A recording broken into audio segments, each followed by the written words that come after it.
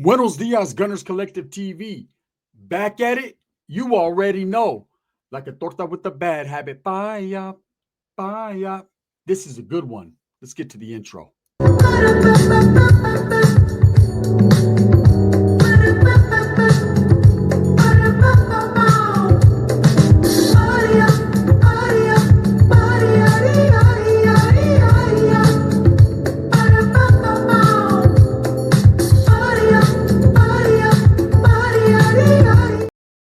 Welcome back to the channel. And if you haven't already hit that like and subscribe button, make sure you go ahead and do that. Put your notification bell on all so that way you're directing the direction of the dope content that I stay kicking. And I appreciate the support, man. I'm very humbled by it. Thank you guys. So let's talk Sincity Manny again, right? Let's talk about this individual who has now been placed in protective custody. Well, he's been in protective custody for a minute. And let me explain to you where I got this information and how I know it's the truth. Now, in the county jail he's in, they do have different divisions, different modules, different floors that they could put you in, right? There's general population, and then there's high control or high power, which is basically where Manny is. Now, for those of you that don't know who Sincity Manny is, and most of you tuning in are from Vegas, the Vegas area, or people who are basically wanting to know more information on this story, he is the Vegas shooter who killed a YouTuber and his wife in front of the Bellagio on the Vegas Strip over a dispute, a war of words, right? Over the back and forth that happened over a year's time, maybe 2 years' time. And I mean, he was seen on camera. He was seen by hundreds of witnesses. And it's a pretty big case to follow up on because at the same time, death penalty is on the table. There is no escaping for Manny his fate. He will either be executed or put up for execution because they don't really execute you in the state of Nevada, or he will catch the LWOP, life without the possibility. Now, there is a small, minute, this big possibility that he can escape with maybe not lesser charges, but lesser time. He's still going to do life. And to me, life is life. It's not like all these new laws that are passing in California that are letting lifers that have done 20 plus years out because they were either young when they committed their crime or they had other circumstances that were going on within the case. This is a pretty open and shut case. So now Manny has his next court case, next court in August of next year. So he's going to have to sit down for a year solid, which isn't very long. Okay. But if you think about it, with this being a death penalty case and all the investigation that the detectives are having to do and all the court proceedings, the picking of the juries, all this, he's probably going to be in jail for the next couple of years fighting this case. Now, what's going to happen while he's in jail? Well, I talked to a couple people who talked to a couple people. And I could tell you right now, there's been a lot of accusations and a lot of people assuming what's going to happen with Manny while incarcerated in the county jail. There was one guy in particular who reached out and says, hey, man, I could tell you right here firsthand information. This guy's going to get moved on. This guy's going to be in trouble because the brother who he killed, man, had a lot of friends, a lot of family, and associated with a lot of people. Now, I don't know that to be true. I don't know if Finney the legend, people are feeling some type of way because he got unalived. I know his family is for sure feeling some type of way. And I know his close and immediate friends might be feeling some type of way, as well as his fans and his supporters on his YouTube channel. But he didn't have a very big channel and a very big following. I don't think he had enough of a following to want to do something bad or hurt Manny to the point that these people that are speaking on Manny want to see him hurt. Now, there's always going to be a lot of people that feel some type of way because a woman was involved and a woman was killed. So Manny's got that hanging over his head. But I've had to talk to people and let them know, and I've even done videos on it for those that have kept up on my videos.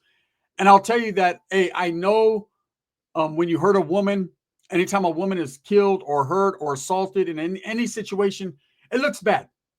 It looks bad on your gangster resume, right? But in this case, there's a little bit more to it because Bubbly was directly involved and this man chose to turn the gun on her. It's not like he goes into the county jail settings assumed that he has a bad case. When people hit him up, it's just two people he killed because he felt they were talking shit about him or they posed a threat to him, his livelihood, or his family. And so he did what he did. So he's not going to get approached by that raza, who he's going to have to run with in jail. Look, at point blank, that's just the way it is. If you are brown, you're going to hang with the browns unless you're from a black gang or a white gang. Usually there's not too many white gangs. They're just woods locked up, right? If you're black, you're going to hang around with your peoples, with brothers, man, whether you're a Crip of blood, non-affiliated or whatever, a homegrown gang out there in Las Vegas. That's just the way it is. That's the politics of jail as well as prison. You hang with your own. There's a reasoning for that. And the reasoning is this. Here's some knowledge you can't get in college. That creates less drama and an atmosphere for less drama. See, the less affiliation and kicking back you have with other cars, other people, other races, other ethnicities, the less drama, the less accidental fucking disrespect could happen. Okay? If you kick it with your own and do time with your own, then you're going to get done dirty only by your own, right? No one else is paying attention to what you got going on. But this is a little bit of a different case. This has made national news. The popularity of this case is tremendous and it's crazy, right? Everybody knows who Manny is. Well, upon his arrival, and I've been told by someone who's very resourceful and knows exactly what time it is, he was moved to this high power unit, this protective custody unit, the same unit that houses Keefe D. Okay. And at first, it was more so because of the celebrity of the case, the popularity of the case. They wanted to put him in a position where nobody was going to mess with him because there was a lot of death threats made. His wife is continuing to get threats. There's a lot of people that feel some type of way because he killed Finney and his wife, Bubbly. It's understandable. It happens. You know, the more social media posts it, the more videos that are made, the more it grows in the minds of people, and people get disgruntled and they don't like the fact that this man felt the audacity of him to pull a gun out on the strip in front of children and do the shooting. Well, let me explain to you what happened with Manny.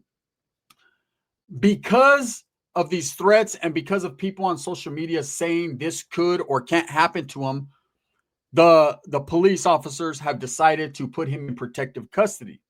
But that's not the only reason. According to one of my sources, someone who gets at me quite frequently concerning this case, right? Who I've vetted, man, and I could say for sure this person knows the family, this person knows what time it is. They brought a very disturbing, some very disturbing news to me, right? And it's not disturbing for me. It's more so disturbing for Manny and what he's got going on because he's the one sitting there having to look at death and life, right? And those are not good options, believe me. Does he deserve it? Absolutely. You can't just kill men and women right there in front of everyone. Now, for all the people, don't let me burst your bubble. For all the people that hate this man and want to see his demise and want to see him suffer the same fate as the two innocent people that he killed. And I say innocent, not loosely. They are definitely innocent. I don't care if they talk shit. I don't care if they bullied. I don't care if they harass. They did not deserve to be murdered in that fashion. You know, you have to be a man sometimes and realize even if these people got you demonetized, even if these people talk shit about your old lady, even if these people got all in your brainwaves and messed you up, right? Even if these people talk the ultimate shit, you have to be a man in the situation and understand that you have a family to take care of regardless. And you can't let people get to you and you have to have priorities. And Manny didn't seem to have priorities. Manny seemed to forget his priorities and just go all out. I don't know if it was the narcissism in him, the attitude, the fake gangster, whatever he chose that it was that day. He decided he had to take the people's fate in his hands and eliminate them. He felt they were a threat. Now, of course, he's saying that he thought they had guns and this and that. I call cap. That's bullshit. You know exactly what you did. You went down out there to the Bellagio in search, in hunt for these people. There was people in the chat letting him know, hey, they are fucking streaming live right now in front of the Bellagio. Get them, right? People stirring the pot.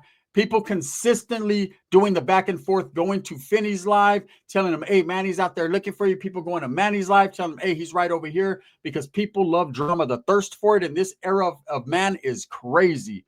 Like I tell you, drama and sex sells, and sometimes even drama more so than sex. And it's just the way it is, right?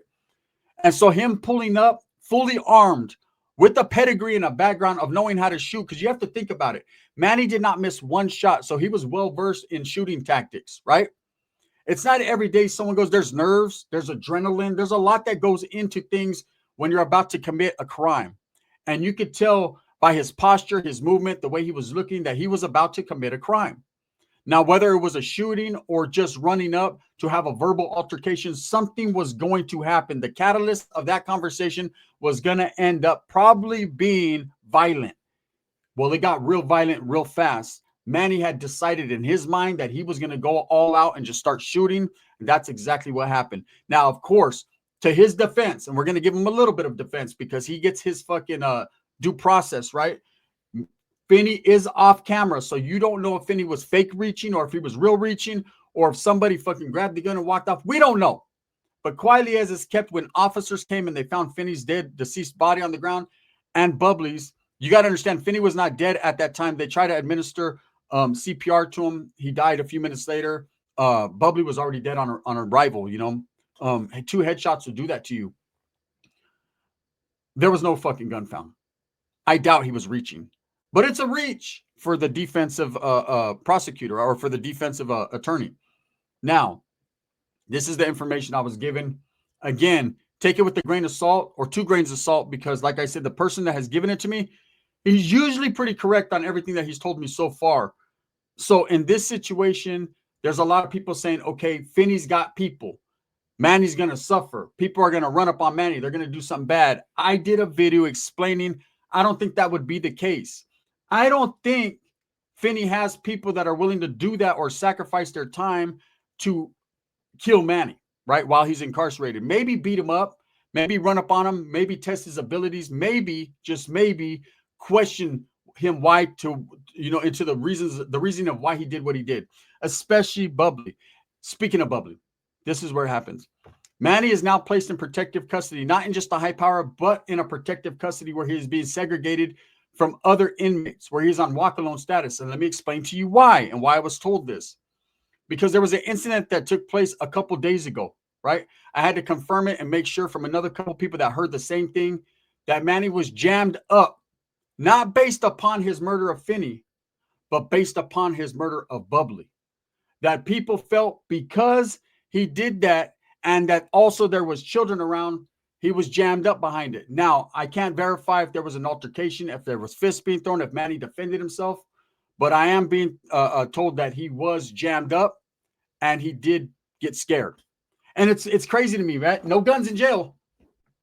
Individuals that are shooters that will just go out there that are, hey, I'm looking for you, bang, bang, puto, all that craziness. Then you get locked up where there's no guns and you have to be a man. You have to stand on your own and defend the reasoning for what you did, why you did it, right? Motherfuckers will bitch up. Oh, no, man, it wasn't like that. You know, not after you have time to think. And you best believe that this guy's going through it. This is not, I don't care. Look, there's a lot of people telling me, man, he's a narcissist. You don't understand. He's an asshole. YouTube will do that to you. Popularity, fame, and clout will do that to you. See, I've been told by many people that Sincity Manny in the beginning was a very humble dude, very much so about his family, an unusual content creator because of the content he put out, or it looked unusual because of him dressing the way he did and dancing, but that was his lane. See, that's the lane. It's different when you're on the Vegas Strip recording Fremont Street and the Strip and all these different areas that they record. I mean, it makes for good content. I watched it, right? You see these people, and they were unusual to the fact that they were a family doing it together, and their popularity started to grow. Well, as your popularity starts to grow in anything in life, whether it be at your job, life in general, and especially social media, Instagram, TikTok, people their brain becomes diluted. They start to feel their brain think with the thought that they are somebody. You know, most people are not used to someone saying, hey, I support you. Hey, I watch you all the time. Hey, you're the shit, man. Hey, man, I appreciate you. You know, some people can handle it and they understand. You have to have an understanding like myself. My understanding is, hey, I'm just like you. Anyone could do it. Yeah, I got the gift of gab, man. I got the motivation, I got the charisma, but at the same time, I understand that everything that I get, all the support could be easily taken and taken away. Okay. When you have that understanding, you become very humble and grounded. Most people, not most people, excuse me, some people are grounded anyways. It's just our attitude. It's just the way we are. I might seem outlandish at times and boisterous and comedic and all these big words, but I'm grounded and I'm humble and I'm thoughtful and I'm very thankful. First and foremost, and respectful. All those words, all those good words are descriptive of myself when it comes to my YouTube channel. In life in general, when I was a gang member, none of those worked. Respect, yes. Everything else was, I want to get you. That's it. With Manny, a lot of people seen his crossover, and it's what turned people off, Finney and everyone else, from being a humble family man and doing a channel to being about himself and the narcissistic behavior and the me, and the you need to send me money and this type of attitude, which a lot of people succumb to. especially in social media. It's like people that have money, that shows the true character. Someone who has never had money and then they get a big bag, you'll figure out exactly who they are once they get that big bag. The real them comes out, the greedy, the selfish, the not caring about anyone because now they got the bag. Now they're going to show off. And that's how you could see, you know, I've had friends that have done that. They've gotten a big old bag and they don't know me no more. They turned their back on me, couldn't pull the Mac on me, did the only thing that they felt they could do. And they turned their back on me. And at the same time, I understood it. Wasn't my bread, couldn't pocket watch. I said, man, do your thing. It's happened many a times to me by many a different individuals, right? And all that shows me, in some cases, a lot of them dudes, they never had it. So now when they got it, they think their shit don't stink. But guess what? It stinks. And it stunk, right? With Manny, I felt he was getting a little bit of money. He was getting a little bit of clout, a little bit of lightweight fame. And so he started to act out on that. And it turned a lot of people off. Right. So when people are saying, hey, this dude Manny is going to be the same way in jail, he's going to be the same way in court, he's the star of the show, he loves the attention. I'll tell you right now, man, having been incarcerated for a total of 19 years in the system, different states, different systems, I will tell you, man, he is sitting in that county jail thinking about his whole life, thinking about his whole death, thinking about and replaying in his mind everything that led up to the situation. And I guarantee you, man, he wishes it never happened. He wishes he would have made a right instead of a left. He wishes he would have never parked and pulled up in that red Camaro, man, to the Paris parking lot. He wishes that Finney would have never came to Vegas. He wishes that he never did a lot of things. But hey, in this case, wishes are not going to come true. There is no genie in a bottle because guess what? You're locked up and there is no bottle. But what there is a lot of individuals that are feeling some type of way. And yes, Manny was approached and was got at. Now, I don't know if an assault took place, a fight, but I was told that he was approached. Now, how this story came out, just like any other thing, man, there's COs that are there. There's people that are there that have witnessed this, or other people that have gotten out of county jail that are telling these stories. Now, could they be lies or could there be a lot of truth to it? In this case, I believe there's a lot of truth to it because the reasoning for it, I see. They did not approach him because he killed two people. They more so approached him because there was children in the vicinity. You could hear babies crying and innocent civilians and children and women running. And he made a move, the necessary move he felt he had to make. But at the same time, the crime that he committed, it involved a lot of innocent people around. And there's people in there that feel some type of way about that. And especially murdering a woman in front of children. Okay, they're feeling some type of way. So yeah, he probably was approached. One thing I know for sure is he is in protective custody. He is segregated from everyone now. And he's going to have to do his time like that. And that sucks. That sucks, man. When you're doing whole time, like everybody, no one cares about whole time in prison. It's part of the game. No one likes it. No one enjoys it. I mean, I guess there are some people that enjoy it if you're scared of going out to the yard or you don't want to program and do push-ups and all that. I don't know, man. As a Norteño, when I was functioning, we were held accountable and still had to do those push-ups, still had to roll that mattress, still had to function and still had to be at that door ready and strapped anytime we came out for the one time, right? That's just how that was. Manny is in a different situation in a different state, and he is not gang affiliated. I know there's a lot of people saying, well, he was born in Salinas. He's from Salas. Look, man, that guy, if anything, he was hanging around with Southerners out there in the Nevada Strip and a little bit of everyone. He is not gang affiliated. Now, will he become gang affiliated? There's that possibility. People go into survival mode when they're locked up. And a lot of people see gangs and groups and gaggles as a survival, a meal ticket, a survival tactic. You know, I've seen dudes that were never involved in gangs in their life, never even know how to spell the word gang, go into prison and come out as the most hardcore motherfucker, even go as far as to joining organizations and groups. It happens all the time because in prison, it's all about survival and what you're willing to do, you know, so you don't get taken out. When you are a man who has a case like he does, as popular as it is, and it involves a woman being murdered, and it involves people being murdered in front of children, and it involves a lot of different situations and things, there's going to be people in the county jail that are keeping up on it. They want to see you. They might want to pat you on the back because you're the man and you killed two people and you stood 10 toes down on your word, or they might be feeling some type of way. There's brothers in there that might be feeling some type of way because a Mexican killed a black. It could become racial. There might be a situation where people don't like anyone who does child endangerment or puts kids in danger. Remember, he was shooting wildly. He hit every shot, but what if a stray bullet would have hit a child? You don't handle business like that in public. He could have waited. He could have followed them. He could have did his thing. I'm just saying. Anyways, the information I'm getting from a close source is that he is now in protective custody, segregated from everyone because there was an altercation. Again, I don't know if he got beat up or if he beat someone up. Just because there's an altercation in your approach doesn't mean you lose. I remember getting approached a couple times, man, and taking flight immediately. I remember a couple times waking up like, where's my baby? Hola, right? I remember a couple times.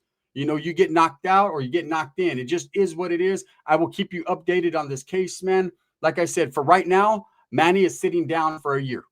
Okay, they're going to do their investigation. Once trial does start, they will have to go through all the preliminaries. They will have to go through all the paperwork. They will have to go through the picking of the jury, especially because this is a death penalty case. And we'll see if it even makes it to that point. We'll see if Manny is twiddling his thumb so much that he wants to say something and just get on down the road and start his prison time. One thing I could tell you for a fact, and this is a fact, he ain't never getting out. That's the truth. Thumbs up or thumbs down. Heavy's going to be the head that wears the crown. I'm going to continue to strive, struggle, and strive for what I truly believe in, and that's the betterment of all people. Thank you for the whole Las Vegas sector, man, that has been tapping in. I will say this. If I hear anything else concerning this case, man, I'll be bringing it right to you guys directly. The gun.